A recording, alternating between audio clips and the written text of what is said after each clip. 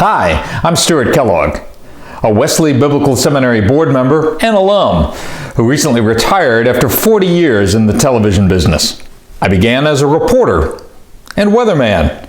I moved into management, where I spent the final 25 years of my career running the ABC TV station in Jackson, Mississippi. Manager Stuart Kellogg for Ask the Manager.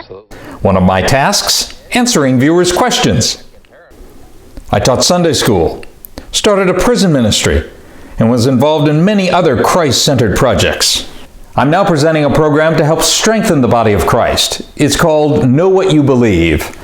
It's a multimedia presentation I present live at your church. It includes information from WBS professors. We start with the biblical worldview. Let's look at worldview. Christianity is a worldview. What's a worldview? It's really the lens through which we look at the world, and it's critical when we're talking to other people. We find out where they're coming from. 4 big questions. How did we get here? What's wrong with the world? How can it be fixed? What's my purpose in life? How you answer those 4 questions determines your worldview.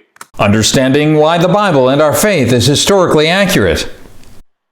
We've got to be able to answer those who question the accuracy of the Bible. And a great way to do that is to compare it with the work of ancient literature with the second greatest number of copies, and also look at the difference between the time it originated and the oldest copies we have now. And you look at the Iliad, 1,757 manuscripts now, 400 years between the original and the oldest. New Testament, almost 25,000 manuscripts, 40 years between the oldest and the original.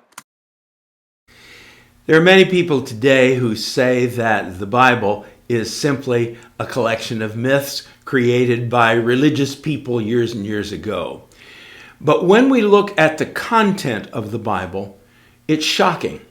We find so many things being taught there that are very contrary to the great religious books. No other religious book teaches that there's only one transcendent being who is outside the universe. And sexuality, why it's such a big deal to God. It's about the biggest issue in the church now, but it's about the Bible, not sex. And then I read verse 11. And it says, "And such were some of you, but you were washed, you were sanctified, you were justified." People say to me all the time, "I was born this way." I say, "Okay, yeah, me too." You're not born with right affections. That's why Jesus had to come. You feeling a desire for sin just proves you need grace like me. It's not gay to straight. It's lost to saved. When this is talked about in the Torah or in the Pentateuch or in the first 5 books of the Bible, especially Leviticus, we're talking about all kinds of sex that the culture around Israel is trying to squeeze them into. And God says very directly, no. The program is about 3 hours, but I can customize it for your needs. If you'd like more information, just email me, sfkellogg55@gmail.com. We all know how important it is to know what you believe.